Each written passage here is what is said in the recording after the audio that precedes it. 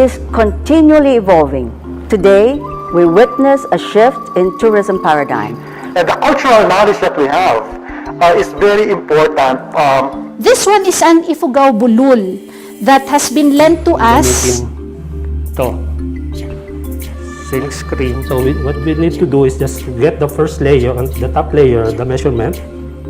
We will now make sure that you will not be consultant dependent, and you will now be able to put together your own museums with least assistance from the others.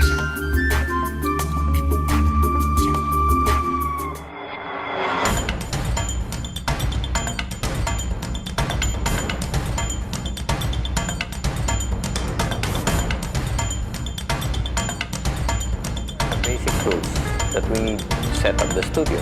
A camera that you're comfortable with, together with it. Also, generally, museum staff are advised not to pursue.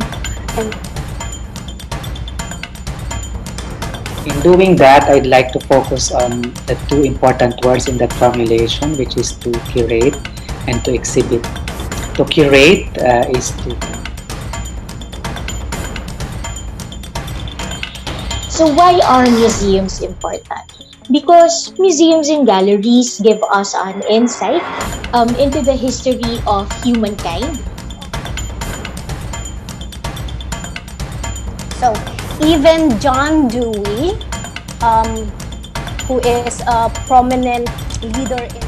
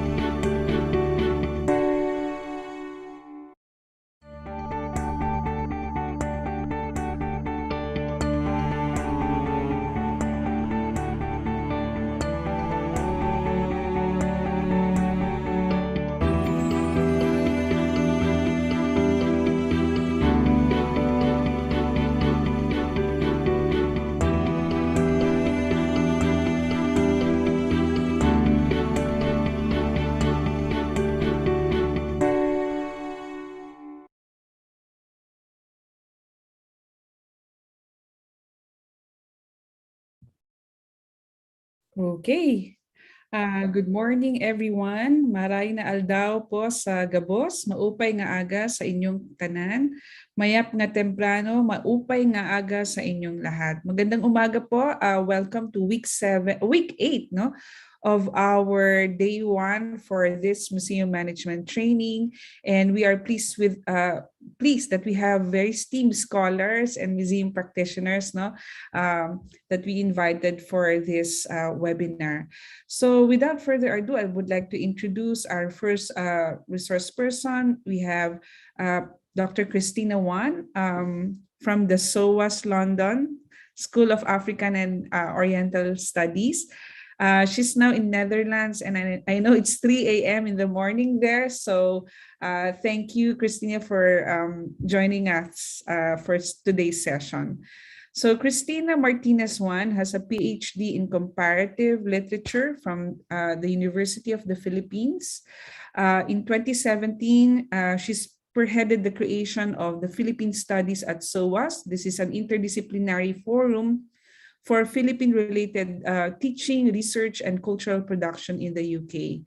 With training in the digital humanities from the University of Leiden and the Interactive Telecommunications Program of New York, Cristina has implemented a number of digital projects at SOAS that seek to not only provide open access to colonial archives, but also to create avenues for sourcing and inscribing annotative knowledge from academic and cultural originators in the Philippines and Southeast Asia.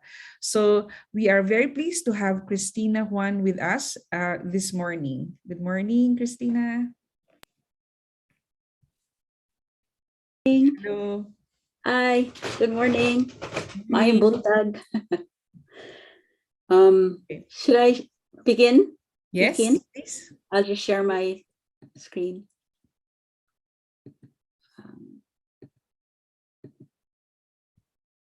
Okay. Hi. Thank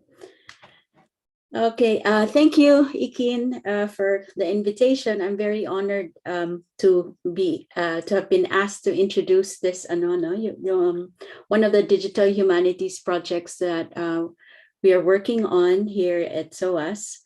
And hopefully this brief introduction can inspire you to do some things that might parallel what you're doing, or maybe learn from it. So is my slide moving, Ikin?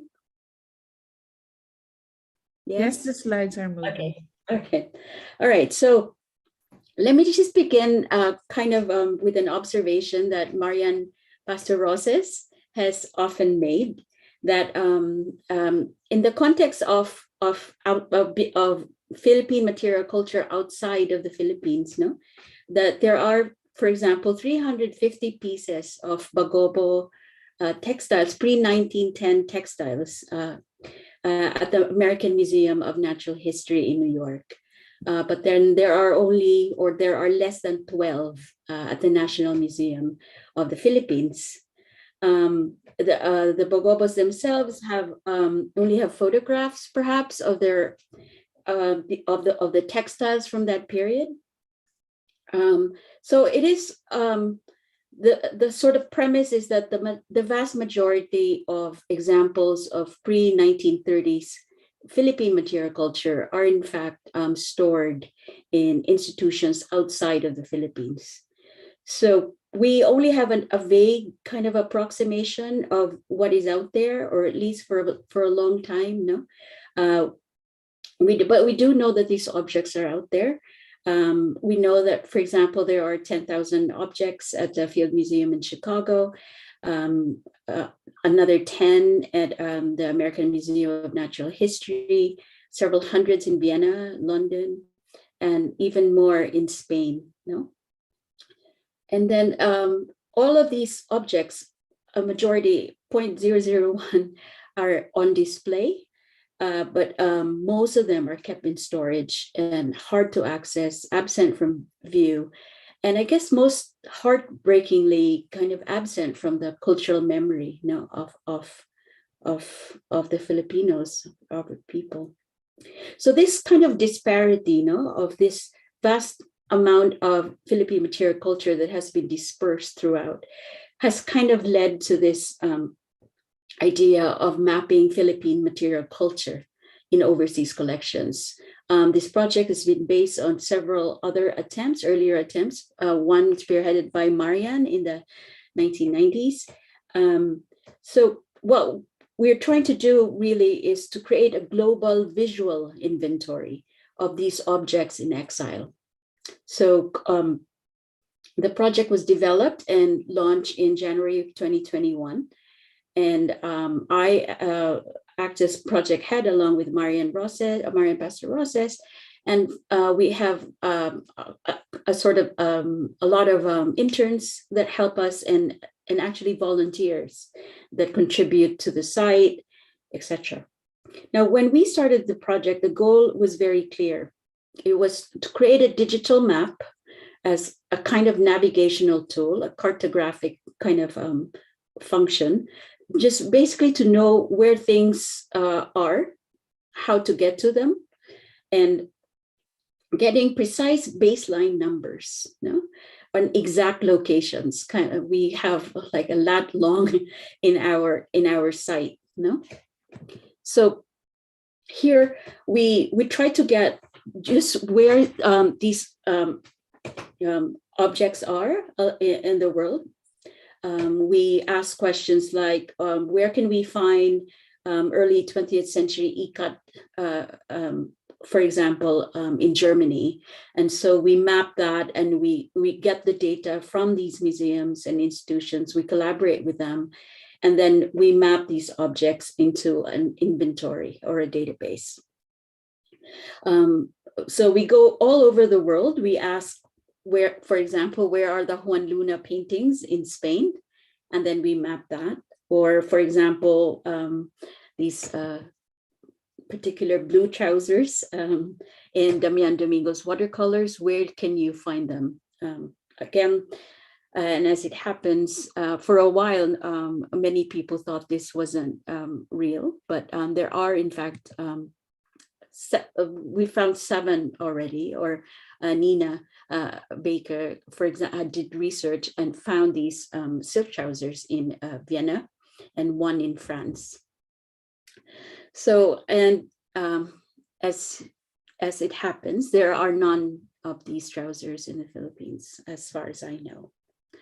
So when we started to conceptualize what this sort of virtual kind of museum, you might say, was, we wanted to address several things, especially because in a way, our material is different, perhaps from what you're dealing with, because we already have a sort of colonial layer, sort of records, and these collections are being seen through the lens of colonized, or the Westerners or colonizers, Spain or America.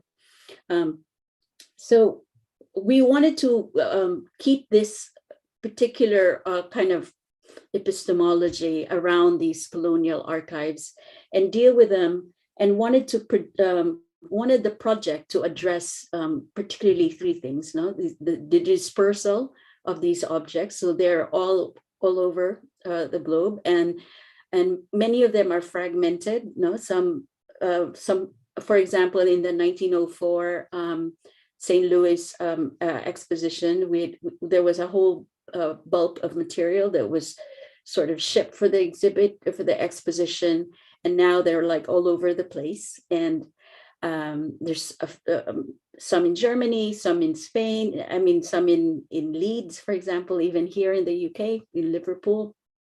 So we wanted to address this sort of dispersal and this fragmentation, and the cultural forgetting that comes with fragmentation. So we wanted to deal with that one, with that particular aspect, and then we wanted to deal with a very obvious kind of trend towards objectification of these colonial archives. So many times, this kind of objectifying violence of colonialism, where people and things become kind of mere objects of knowledge, kind of extractive knowledge. Many of these objects are indexed and numbered, taken out of their contexts, and ownership and, you might say, humanity. They're cataloged according to very mechanical systems that are supposedly empirical and scientific, but are kind of devoid of names and humanness, you might say. The other sort of kind of problem that we wanted to address was this idea of interpolation, especially Eurocentric interpolation, where sort of the subject is kind of ingrained into this hierarchical systems, no, of values and categories imposed by Eurocentric sources, and where the aesthetic standards are dictated, no, or ways of understanding come from the West become the norm, or worse, kind of the standard of excellence. So these three sort of underlying problems that we constantly encounter in these colonial kind of archives and repositories, we try to address through these what kind of strategies that we have adopted in kind of creating the features and kind of the purposes of this mapping, you know, this digital kind of virtual museum that we have put together. So there are a few features that we have implemented, and all of these we have sought to, in order to address these kind of problems. No? So, for example, this idea of defragmentation or fragmentation. Here, if you go through the website, this is from, there's an essay by Marianne on this fragmentation, for example, of the Bagani warrior, no? The Bagani, the Mandayo warrior, and how all of the material culture, for example, of this can be found all over the globe, but very often we are unable to put them together, like physically. So one of the features of the site is a Boolean search, where you can, of course, put a search object, and as we are able to put together, aggregate these different materials. So all of these materials from all over. The first one is from the Metropolitan Museum in New York, and the first one, the second, the hat or the headgear, you might say, is from Spain, no, the Museo. So in this platform, we seek to address the idea of defragmentation or fragmentation by putting them in one platform, and seeing and doing this, being able to recreate some sense of the kind of symbolic space or the cultural space that has been lost. So we do a lot of this aggregation now of different materials from all over. Now, the second sort of way we address these kind of colonial problems is through direct annotation. So again, our case is very different because we have material that deal with material or kind of catalog descriptions and etc. that come with a lot of baggage. They come, well, these objects were mostly all collected by Westerners or Europeans, and they are seen through an outsider's lens. So we specifically configured the database to allow for direct annotation. We do keep the colonial archives, the catalogs, and then what we do is we annotate. So we introduce the voices, or we sort of enrich the data by introducing the voices of cultural originators to the record, or we try to, we in a sense subvert the colonial authority as kind of a sacrosanct kind of voice that speaks about these objects.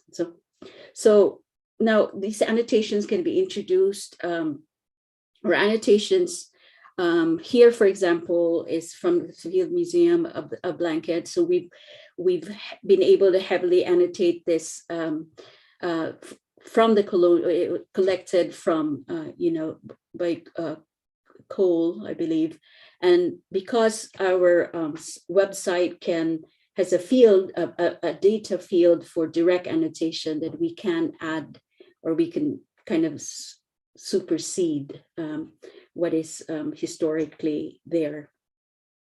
We also do a lot of object description workshops. Here is an example of what we did with Marianne in November. So we looked at the object descriptions, again, very heavy with kind of colonial underpinnings, and we tried to annotate through through this metadata field. Now, a third thing that we try to do is provenance research. We look into the history, the ownership of an object.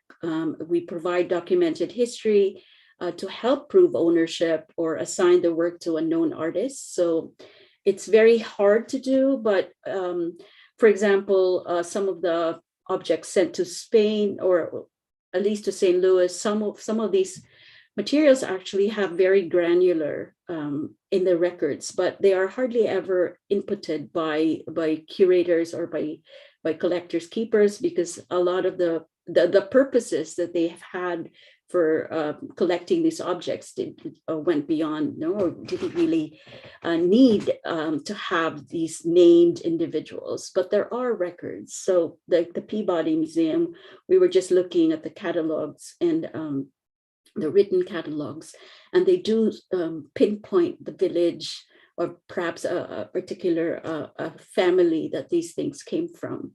So through provenance, so through because we have this kind of goal to do provenance research, we are able to go into the data, ask for granular data if there is, and then again annotate what is available.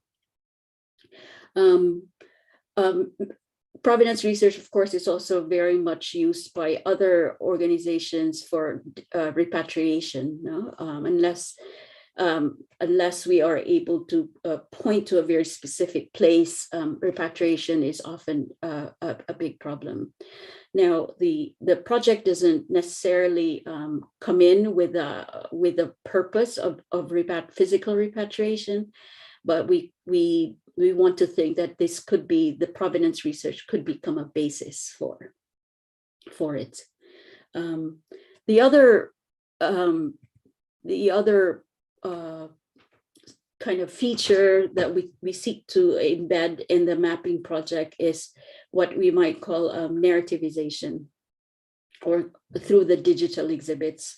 So here we try to create a steady stream of content. These digital exhibits seek to retell a story or to weave together a story using objects, and object stories, how they were made, and how you might see how they were set in motion, even how they had come to be in exile, and kind of the travel.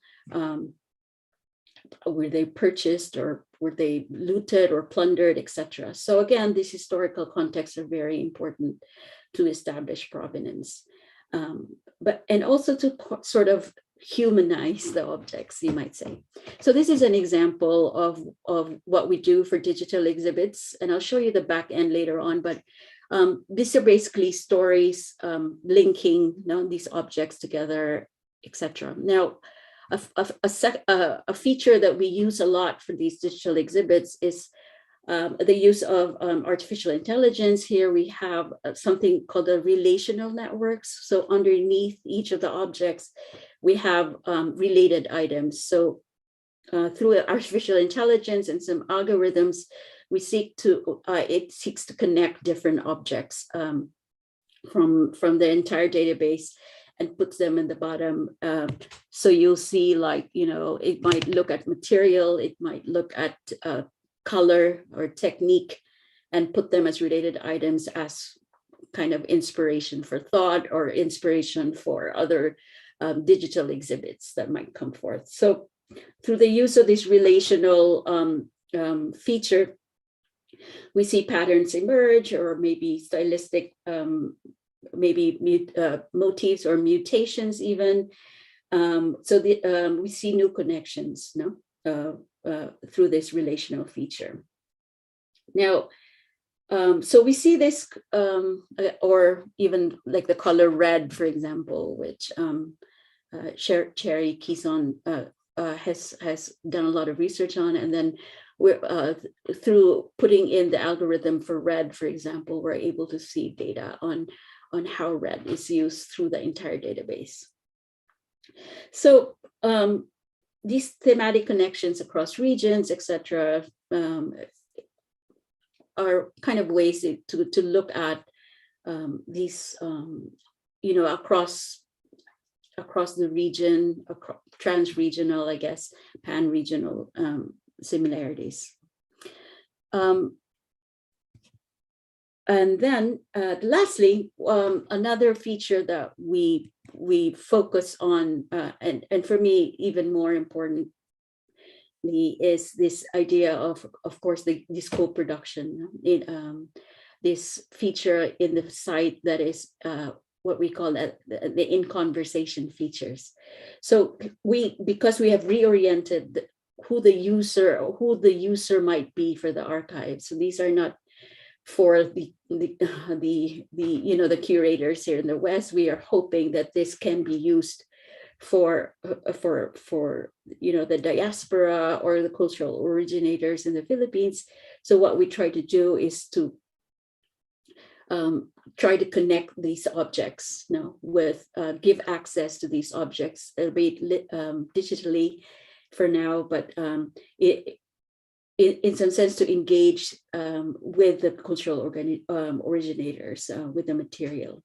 So we do this either through kind of community-based responses. This is an example of, again, from Marianne's Facebook post, and we were able to migrate into the website. We had a really interesting sort of collaboration of just co-producing knowledge, like live. So it's a very exhilarating exercise to be able to connect and to be able to exchange knowledge through this platform. And then, of course, there is a feature here of Ikin's own work on digital repatriation of textiles from the exhibit. So you can see all of this on the site if you go through them. So these are the kind of the features of the site that we hope to that we use in order to address kind of our own kind of dilemmas in dealing with these colonially I guess owned or possessed objects already. So I just wanted to after that kind of brief introduction, I kind of wanted to make the presentation a bit more useful. I also wanted to introduce to you kind of the digital platform and what are the possibilities for this digital platform for you as you do your own work in your specific areas. So you have been seeing kind of the front end of the site. So this is all the front end. So this is all the data that's being pulled out from the back.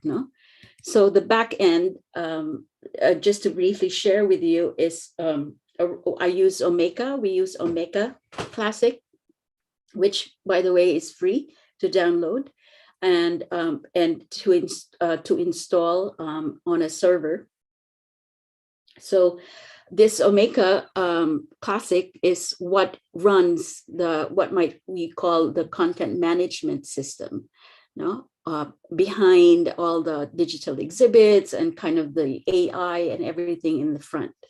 So what does Omeka look like in the back end? So this is kind of the back end of the database, and here you have you can assign users, for example, and you can give access to people, because we have, in a sense, implemented this kind of open source environment where contributors can come in. Of course, there's an editorial process, but we've used Omeka because it's open source and it's easy to collaborate with it. No, so here you see that in the front end well, in the back end we have 19,000 objects already, but we're going through them editorially to correct them or try to annotate them and slowly make them public as it makes it go to the front end.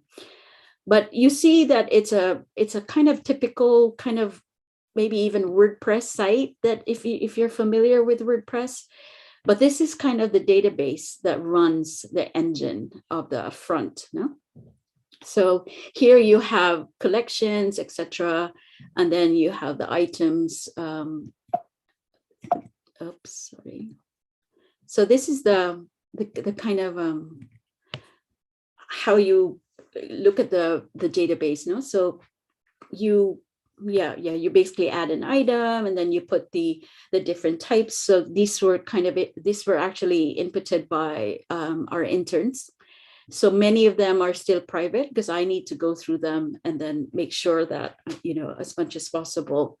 And if there is knowledge we can annotate, or else we can put in the algorithms to relate it with other objects, etc. But that's basically what the interns do. And then here you'll see the page for each object. So you'll see the file, the photo, etc. And then if you click on edit here, you will see that this is what they call metadata fields. No? So we use Dublin Core, and we put in the title, etc., etc. And then when we are done with that, we go to item type metadata. We upload the file up here, and then we tag we very important keywords so that the data is findable. So it is in the keyword in the tagging that's become very helpful for the searches that people are doing. No, so in there we could put in specific processes, or maybe even the indigenous terms for each of the objects and things like that, because of many of the colonial records don't have the indigenous terms. So we either annotate or else tag them here. And then once we are done with that, I can show you also after after this brief introduction, I can show you the actual thing and go through if you have any questions about the content management system in the back. So I just wanted to kind of give a few takeaways from this brief introduction, and maybe we can kind of just discuss. So one of the things that the digital environment it's kind of different from the physical, right? And there's been a lot of question about digital repatriation, whether it's actually real access when you don't have the physical object. But as it is, we work with material that we have. And and what we have is digital data. That museums and institutions are kind of now more and more very eager to share. I guess as to assuage their guilt, it's kind of the least that they can do. But more and more institutions all over are willing to give up their copyrights on the catalog descriptions and the photo copyrights. So in a sense, when you are at a digital environment, you have several disadvantages in the sense that it's not a physical thing. You kind of lose the aura or the physical touch and stuff. But then there are also advantages to a digital environment. So we've been starting to do 3D scans and close-ups, textiles, for example. I mean, your naked eye would not be able to see as close as at the fiber count, for example, or a 3D scan of an object. and on the top and the bottom. Now they're so easy with even your phone. No, you can download like a 3D scan app on your phone, and then you can. So I guess the takeaway for me especially, and maybe might be helpful for you, is this idea of, yeah, the advantages of the digital. No, and again, AI to create artificial intelligence to create relational systems and networks. With the 18,000 objects that we have in the database, it's very hard sometimes to, to create these connections. But with digital technology, you can create this relatively easily, and I can show you some of the modules that we use for AI. A lot of them now are very customizable, and it's kind of like a plugin. So you just put in the kind of algorithms that you want to take out of the inventory. So with these type of digital kind of technologies, there's more capacity for analysis, I think. Especially when you have a ton of data in your environment. The other takeaway that I might say is this kind of to use the open source environment of a content management system that's open source. So Omeka allows for multiple users. Of course, you can give them levels of access. So there are authors, editors, etc. But to use this open source environment to create kind of I guess is kind of to subvert this very bureaucratic kind of hierarchical ways of retaining or keeping data. For example, if you want to annotate something in like the British Museum, it takes like so many levels of so many levels of permissions to be able to do that. But with this sort of open source environment, you can take advantage of this control over your metadata and your and the ability to be to annotate them as you wish. One of the advantages of this kind of open source environment, collaborative environment, is that we are able to sort of customize the use or create the features in the website based on feedback from the users. So we do have sort of kind of a Google Analytics thing. So there are ways to see how people are using the site. We don't use Google Analytics because it can be monetized, but we use Matomo. I can give you the link to that, and it's free, but it does give you an idea of what people are using and how. So because of this kind of feedback on these different ways, we were able to implement a new feature, which we kind of just finished today, what's called What's on View. So many people were Googling what were the different things that you could see when you're in Madrid, for example, or etc., that are on view. Because many times you can't just go in the storage rooms and look at these things that we have been able to inventory, in the site. So yeah, so we implemented this feature where you can create a Boolean search and click on things that are on permanent display. So now you can map what the things that are on display. So of course, it's very few materials. It seems like Madrid, the Museo, the Anthropology Museum in Madrid might be the highest number of things on that's viewable in an ordinary visit.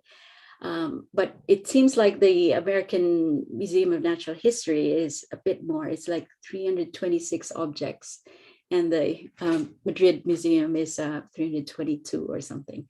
But anyway, this just an example of how user feedback and this kind of idea of working with the users or we can actually kind of customize, the features. The other takeaway, I guess, is I can show you how we do the digital exhibits. It's actually really easy. If you look at the Omeka site, you can do tours or exhibits where you connect different objects and then tell the stories for each. So yeah, again, the digital environment is curating a show might be really difficult for people. It costs a lot of money, but this digital environment might be a good way also to tell these stories relatively easily. And then lastly, just to say, Omeka is really good. I really love using Omeka, and it's not like I'm a tech genius. It's basically stuff that I learn as I go along. But I wanted to also just say that if you need any help, like with and Omeka is perfect for small museums, for objects, as and it's easy to set up. And yeah, if you need any help, we can provide help setting up the system, so you can have a content management system that works. Anyway, so I'll end there. And yeah, if you have any questions, I can show you a bit more of the site as well if you had any particular questions. So I'll end there. Okay, thank you so much, Cristina. That's very interesting. So will you walk us through the website of Mapping Philippine Material Culture? Sure. Yeah. How do I do that, Kiki? Should I? Yeah, open from your browser. Okay. And then you can share the screen. Dawn, can you make Cristina Juan as co-host of the?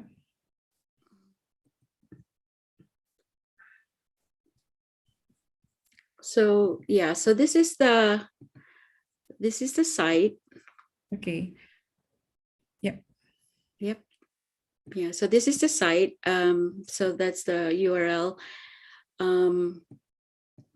So if you go through this thing, it populates. So I'm looking at it from the back end actually. So there are 6,000 objects. Well, this is the front end actually.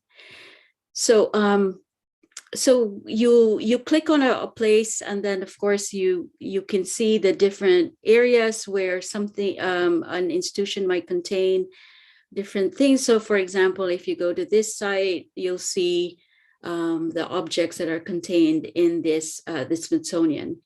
So far we don't have the complete data from the Smithsonian, but what we have you find here. So now, from these objects, we have been able to tell kind of a digital exhibit based on these. So based on these objects.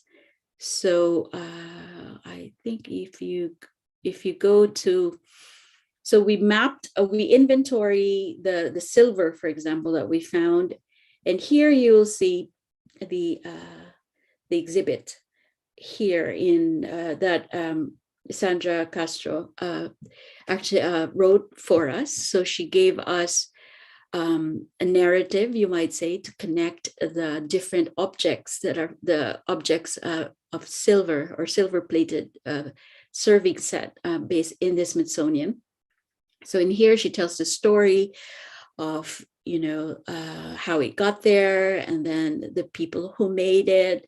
So these photo is actually from the archive at the Smithsonian. And then you have just a tour basically of the object. And then if you link back to where this, the catalog description of the objects, of that particular object. So you'll see the date it was made, and then the creator, the materials, and then the provenance. So that's very important for us, especially for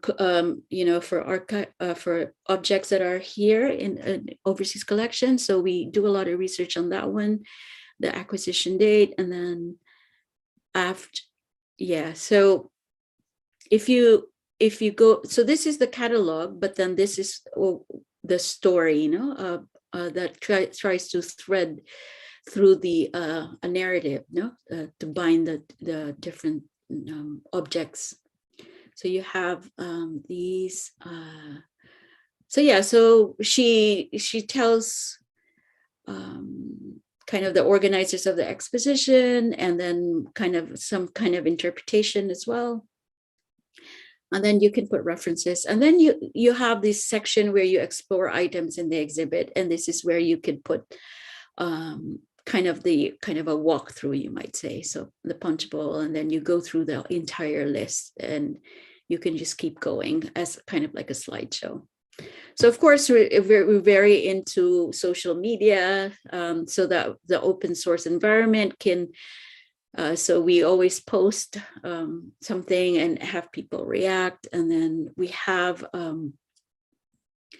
up here, we do have a contribute button, and we do get a lot of contributions. Of course, we need to go through these and see, how we can. So here it's just contributor email, etc., and then a link, and then stuff like that. So again, it goes through vetting and things, but we've been getting a lot of different leads through this contribution site.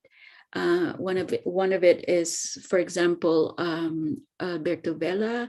So we created this exhibit on this one. So he was just contributing through this contribute button, and then I got to know him, and then he basically gave us, he was going around Spain, and he gave us basically pointed to these objects, and we were able to map where these objects were. So these are some of the things that he found in small museums and kind of chapels all over. So these are not the normal kind of ways of the normal places where to find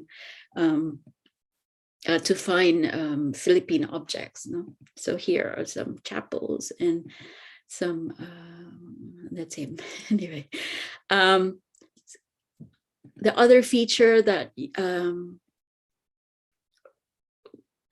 this is kind of the new feature that we just did for the site. So this is what's on view. So here you see this this column where all the objects that are on permanent display. So we've switched it from just kind of a featured object to this object. So this, for example, is in the Royal Armories, and that because it's on view, you can see in the Royal Armories in Leeds, you will see the display status that it is in the Oriental Gallery in Leeds, in the Royal Armory.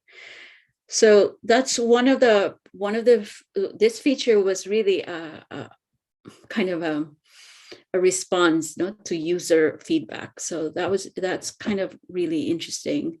I was very happy to be able to implement that kind of feedback. So the featured exhibits these are the digital exhibits. So these are the different essays, or you might say the narratives have been able to weave around this. This is the Golden Tara, of course, in the Field Museum. So this is viewable. It's on permanent display, but it is not enough thing. So this is in the Field Museum in Chicago. So this is just the data, etc. But then you will see that it is in the display status. It's in the gold room of the Chicago Museum of Natural History. Anyway, so yeah. Now, if I'll just show you very quickly. So that's the front end, and this is the back end. And when I go to items and I want to add something, so the interns are actually putting in a lot. And as I was saying, these are all private. But it's really easy. You just add an item, put the title, go on to the metadata fields, go to item type, and then you choose a physical object, but it's a photo, and then it will give you the fields that you want, and you can actually change the fields as well. So yeah, you just put in the origins, etc., and the physical dimensions, the provenance, and then you add the item, and then you add it to a collection. So wherever it is. So once you add an item, let's say you add an item, it goes into the untitled. Well, this is untitled, but then you can edit, you can duplicate, and you can add the data that you have, in it. So it's pretty very intuitive, I think. And I was thinking even like one of the things for the open source environment is even like regional museums. There's a big trend now where you can aggregate data from the different regional museums and put it in. You can have individual ones, and then you put it in one and connect them within the Philippines, for example. I think that would be amazing. And then you can have this aggregation of data that you can work with. Because one of the advantages of an aggregated data is, of course, the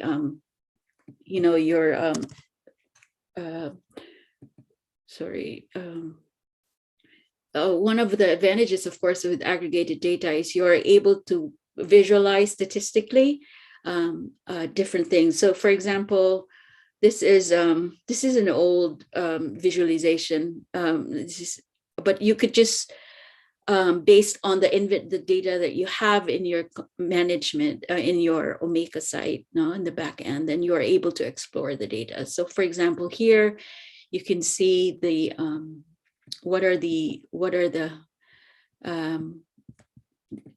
let's say, what are the types of materials that you have in your museum, so you can visualize. So you can see that the weaponry is kind of takes the cake, but then also a lot of tools, etc. And then you can look at other visualizations.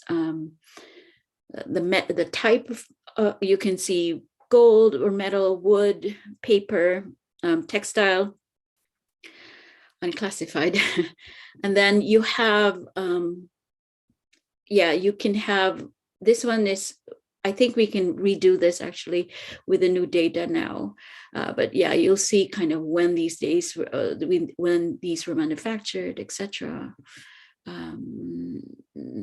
This one I wanted to show you on display. This is basically 96% not on display or unknown, and then you have kind of, and you can see the different objects that are not on display.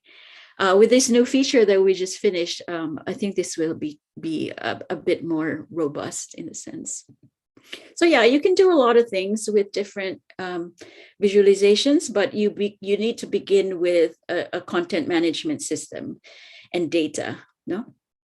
Now, the other thing that you could do with Omeka, which is very, very, very cool, is that you could do a CSV import. So if you have an Excel sheet with all your data in it, kind of like how you can have paper data or whatever, you can basically format the Excel sheet and then import it into the empty Omeka shell, and it will populate it automatically. So that's how we were able to actually import the 10,000 materials or data from the Field Museum. So they basically shared an Excel sheet with us, and then we uploaded it. And we haven't been able to launch the Field Museum data yet, because we need to sort of go through it. But so here you'll see the Field Museum. So this is still private. Well, so if you look at the, so all of this was actually used an Excel sheet for importing. So anyway, okay, any questions? Any Wow, how awesome. Okay. Wow, fantastic. No, so this is a very useful platform for all of the participants attending here right now. So, shall we open the floor for questions? No, so for all our participants, you can type in your questions in the chat box. No, so now we have some questions already coming in. Okay, so I'll start with maybe on the content of your presentation. Like, what are the challenges in doing this visual archive project where you have to deal with a lot of museums, a lot of curators, and other staff, who are working in these museums where we have these Philippine collections? Yeah. I think now, especially, a lot of curators are very open to share their data, especially if you have a track record, like, that you can prove that it's for fair use, you're not using it for commercial purposes, and it's for research. They are pretty open, unlike before, I think. And then the other thing is we always have to deal with this idea of repatriation, because many curators might think, oh, you want the data because you want to, bring it back, take it out of the museum, etc. So we do, to address that kind of thing, we don't go in saying we want to repatriate things, but we just want to have digital access. But even like the Pitt Rivers, for example, is even with that idea, they are starting to repatriate a lot of objects based, but that's the thing, you need provenance, you need for these objects for them to even begin the process, like they need to know where it's going to, or yeah. But I don't seem to except for some institutions in Spain, which has been really difficult to really collaborate with. Although I have to say, they are starting. It's piecemeal. So the Museo, the Anthropology Museum, has agreed to give us data for at least the 322 objects that are on display. So that's really amazing. But I've been trying to get their data for almost 2 years now. But they're always like, it's hard. The Key Branly has already in principle said they will give us the data. They have we have signed a memorandum. So yeah, I think if you just have a good track record, and that you can show that you're not using it for commercial gain or whatever, they are pretty open. Okay, thank you, Cristina, for that awesome presentation, and of course responding to the first question, which brings us to the other question. Like, we have seen in our work with the CHED and Museo Kordilyera, local museums and regional museums in the Cordillera and elsewhere. So, and then our participants the profile are starting up their museums, or they have a physical building, but they need work on, let's say, curation and research.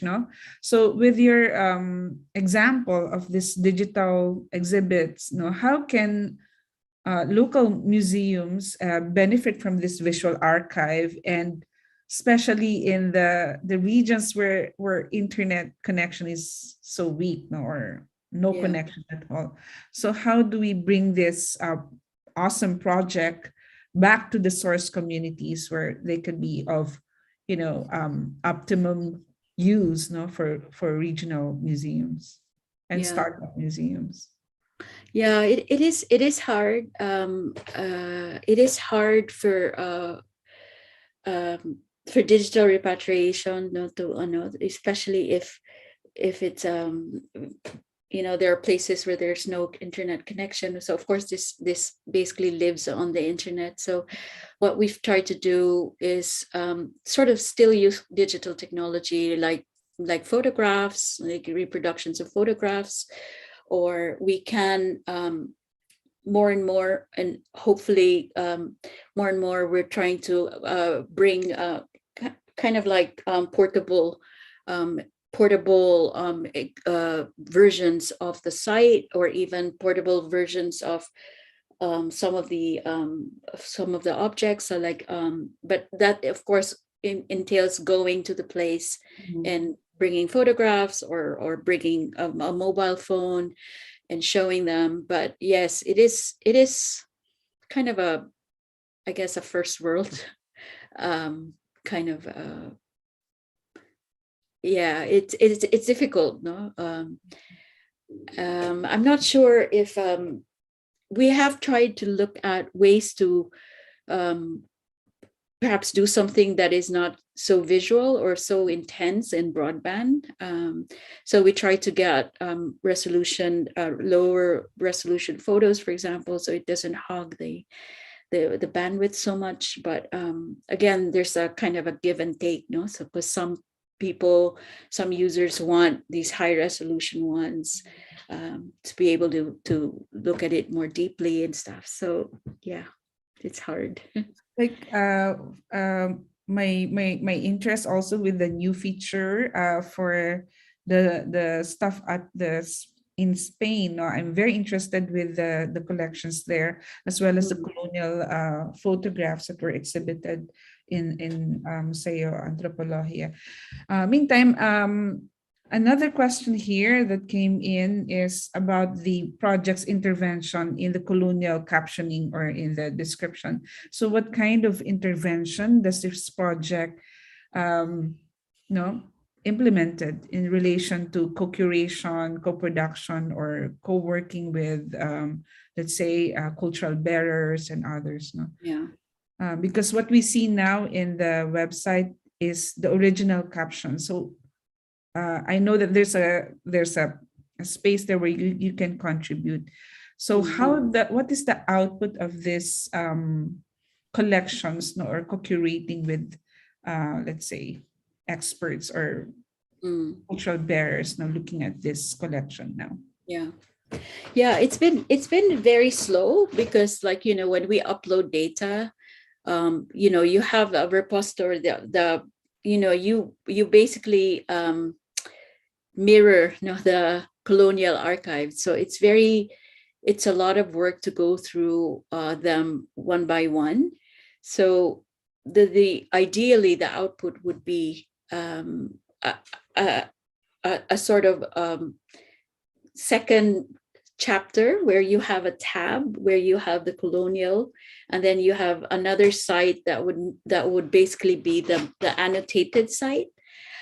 So you can see kind of the progression, or kind of the enrichment, you might say, of data once it's, you connect them with, so here I work with Igor UK, for example, and kind of how they can contribute to some of the, at least correct some of the labels, and kind of say, oh, this isn't actually what it's for, or whatever. No, so there's so much of it. Just going through them, no, you have the terms that are used, and a lot of the kind of the kind of usual ways that the ethno-linguistic groups are kind of categorized, or kind of made into one big kind of, so yeah, it's very hard work. It's very slow work, but we have started with a few museums, the Frankfurt Museum, for example, where we focus on this museum and try to look at the objects, and then try to annotate them slowly with scholars. So, but it's very slow. Because I can imagine. But what I would really hope for is to have some, for example, some fellowships for people, scholars or cultural originators to come and actually just work on the data here, for example, in Germany or whatever, and then just rewrite the whole thing, basically. But I guess access can be very tricky, because you do have access now, but you have access to very colonial records, very kind of problematic records. But we begin with what we can do, I guess, and then go on from there. Okay, thank you, Cristina. We are now reading some of the questions. Let's start with Jessica Manuel. So it says, hi, Professor Cristina. So happy to see you here and to see you how the website and its community has grown over the past couple of years. I learned a lot from the Omeka. So the question is, what are the initial challenges? I think this was my question earlier, that you have faced when gathering the data for the website, as well as the people who have contributed to its contents. What advice can you give to university museums that would like to start digitally mapping their own collections? What are the pros and cons? From Jessica Manuel of the CH Museum in Diliman. Jessica was one of our volunteers for the mapping site, so she is familiar with Omeka. I would really suggest a kind of content management system, that's online, and so you can actually extract kind of a lot of like narratives and different kind of statistics and stuff. It's just easier, to be able to work with your data if it is online. I guess the difficulty is sometimes just beginning, putting it on a server, etc. Even if it's free, but you need to configure it and stuff like that. But there are ways for to look at tutorials and ask for help. We ask for a lot of help, and now I think we are able to help as well for those who are interested to set up Omeka on their but I do think it's very important that there is some kind of content management system for your inventory. Did I answer everything? I think so, yes. Yeah. Another one related to the Omeka. How do you create report in Omeka platform? A report you can export if you go through the CSV export. You can basically export your whole data, or just check the ones that you want. There's a way to configure the export as well to come out as a PDF. So if you want to export your one item or the items in one collection, there's a way to check the items that you want and then export. So it's pretty easy actually to do. Although I haven't actually exported it into like a paper file, because normally I use the data to I extract the data for the digital exhibits, for example, to connect to it, or to do the tours. So it's all kind of within the digital environment. Related to that, for instance, if we do the one for Museo Kordilyera, we already have a museum website mapping Kordilyera culture, so localized version. Can you actually, how does that work? If you want to use Omeka for the website, do we use it as a substitute, or totally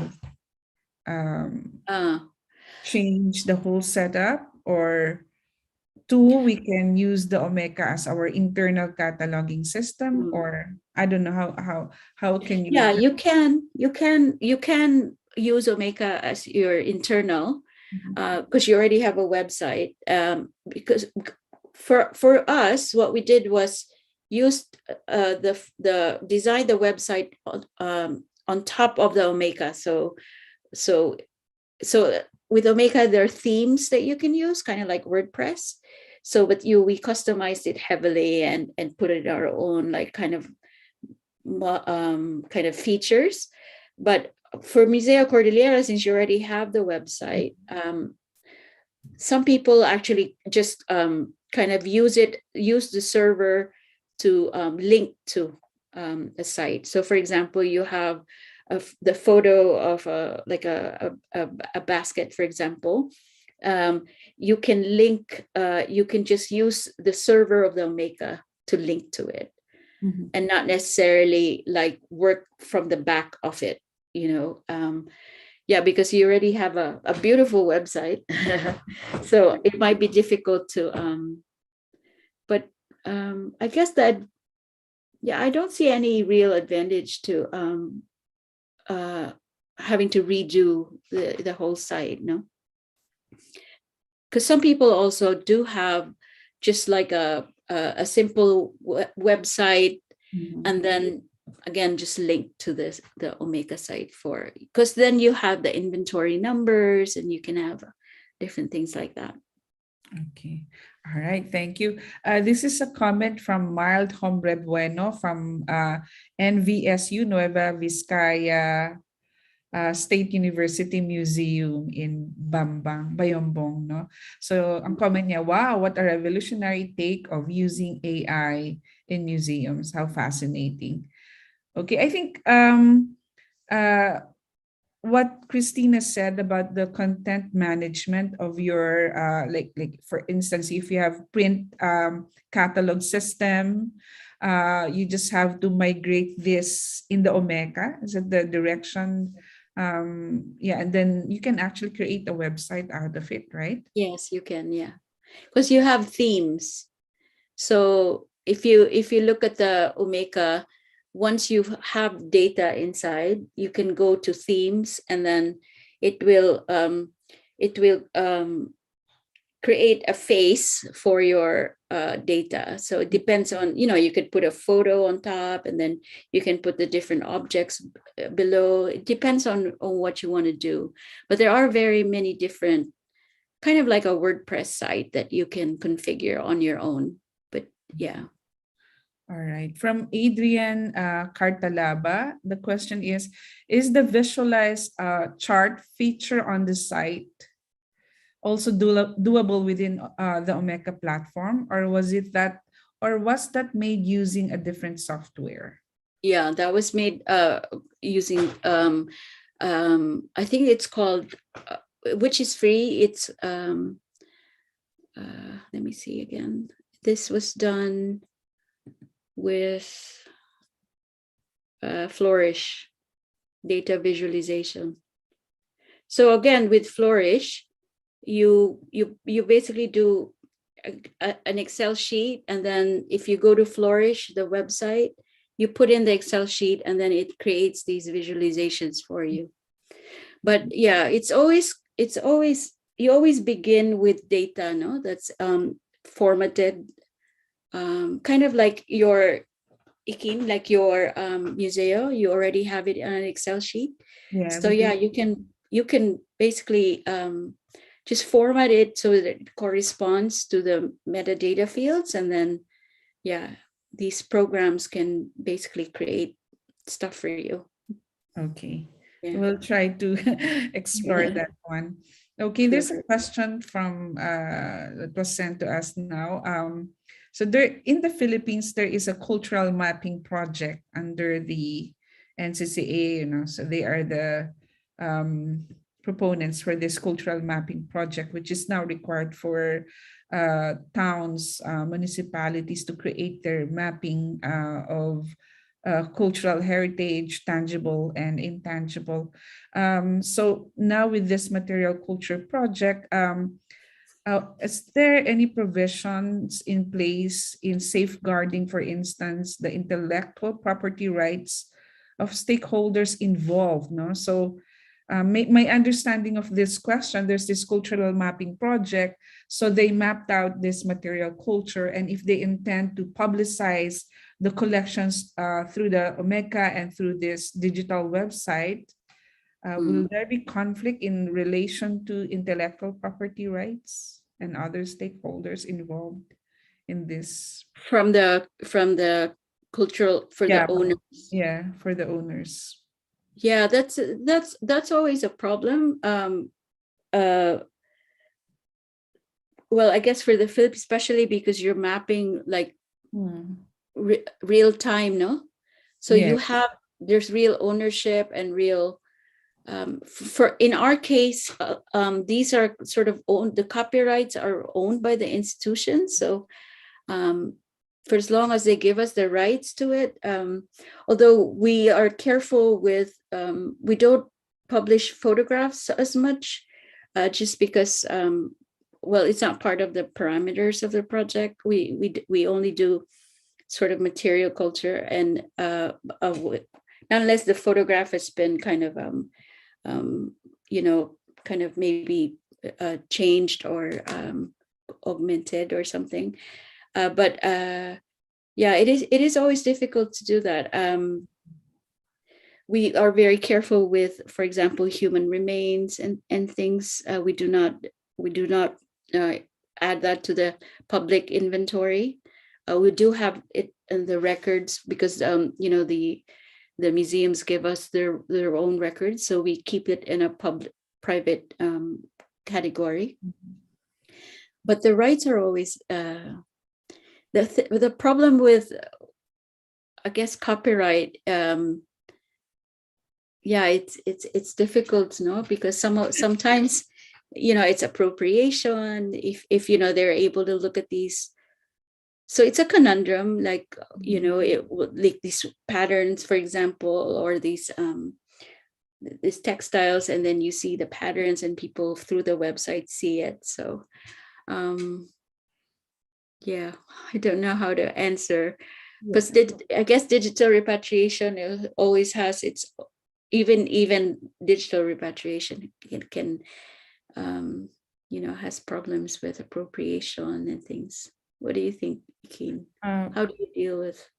Well, we did one for the German Travelers Project, so we got the permission both for the photos and the and the object. But these are, of course, in the contract where you tick from the form what are the purposes of this use in publication, whether you can publish that in your exhibition or in your website. So there are still permissions for that. But like you said, it's a conundrum in the Philippines because not all of these objects in the let's say in the museums now, we're not allowed to really publicize everything, especially if these are under private collection. No matter how significant that object is, you have to seek permission from its owners and the museums, or the repository.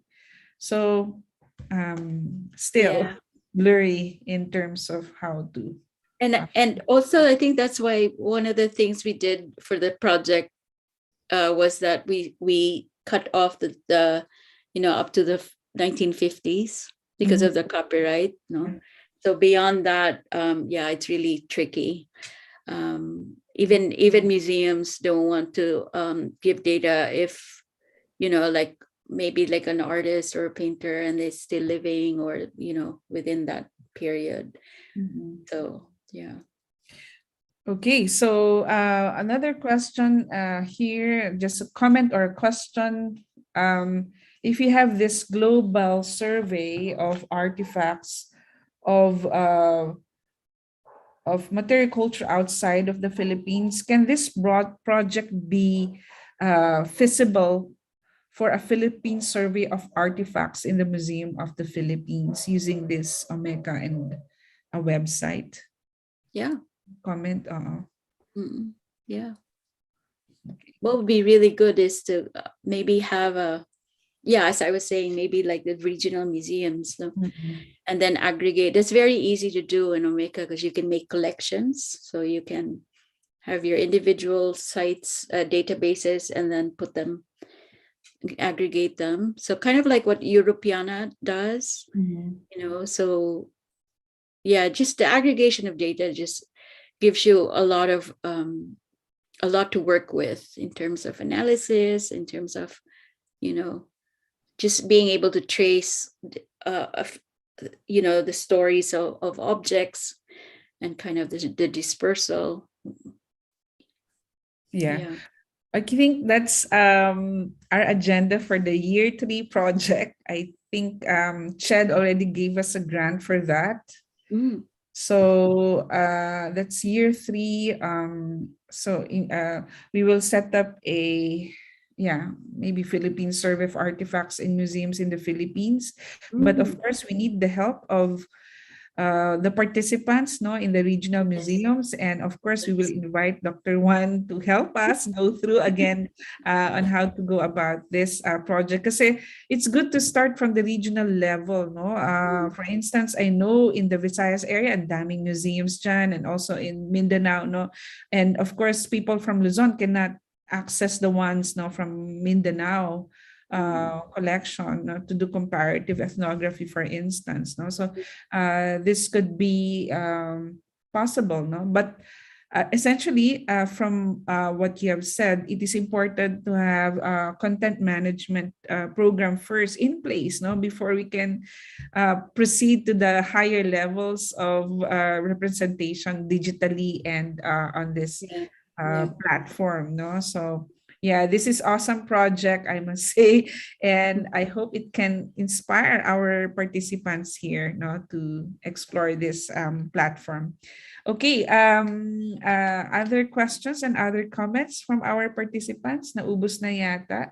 Okay, there's a question on, can you share the one on the 3D scan app and how do you work around this aspect? So I use Trinio. I'll put it. Oh, I can't. It's called TRINIO, and it's on the phone. It's on your phone. You can download. You can buy it. It's very inexpensive. I think it's $2. So it's like whatever, no. So yeah. So then you just go around the object. So when I go to the storage rooms, I use the phone and I go around the object and 3D scan it. And then you upload it, and so you can go up and over like this as well. And then then you get a kind of 3D. Now there are many, I guess you kind of have to know what you're doing it for, no? But like, for example, the gold object in Vienna, which is very rare. So I 3D scanned it, and then so you can see all the angles, no? So it's as close to seeing it, I guess, as it's possible. And now with technology, it's easy, no? Although I have to say, like the British Museum, I think somebody sued the British Museum because they wouldn't allow them to use 3D scanning of the marbles, in the, I don't know, but anyway, but. Yeah, anyway, but it is very easy. You can download and use it on the phone, and it's pretty good. Okay, so to our participants, no, daming pwedeng gawin, no, with this digital technology for museums. Okay, any last words, Cristina? Thank you so much, no, for sharing this useful information for all of our participants here. Yeah, just to say, if you need help, if you need help at all, just email me. I can. I think it's in the last slide. CJ14, no, at SOAS, because yes, we do feel like if we can set up all these databases, and it'd be easier to communicate as well. So we can share data and stuff like that, and yeah, it's not difficult to set up a content management system. So okay, yes, thank you. I was just thinking, like, with all of this global inventory and the one with the Philippine regional local, no, I mean, that's an awesome global visual archive, no, Philippines and the world, no, to take as a project. So it's a start, but of course it takes a lot of studying and research and doing a lot of work in the field, no? How to bring this back to the source communities. Okay, thank you so much, Ating, Cristina Juan, for your insights and your presentation. Very useful for our participants this morning. Okay, see you soon, and we hope to invite you again in July, now when you come here. Yes. Okay, thank you so much, Christina. Okay, Have a good bye. morning and good night. Sleep again. Bye. All right. Okay, thank you to our participants. I hope there's a lot of takeaway lessons from the webinar from Dr. Cristina Juan. So if you have queries about the Omeka and of course the website on Philippine mapping culture, it's easy to find them on Google, no, mapping Philippine culture and SOAS, no, so you can see a lot of our Philippine artifacts, no, that are found in different repositories around the globe. So if your museum have a very keen interest on certain objects, you can find them there. No, the photos are there and information, and then of course we encourage everyone to also co-curate, no, or add your knowledge, no, about these artifacts to correct, no, and contribute to knowledge production regarding our Philippine material culture. So now we also ask our participants, the feedback form is in the chat box. Please send us your assessments for this today's talk. And then tomorrow we will have another interesting talk on conceptualizing a travel exhibition, no, by Dr. Ana Labrador. She's a research fellow of the Faculty of Arts of University of Melbourne in Australia, and the former Assistant Director of the National Museum of the Philippines. Okay, so thank you so much and see you again tomorrow, same time. It starts at 10 until 12. And I hope you can attend also this important aspect on research and educational programming for your museums. Okay, magandang hapon po sa inyong lahat and see you again tomorrow. Okay, bye-bye.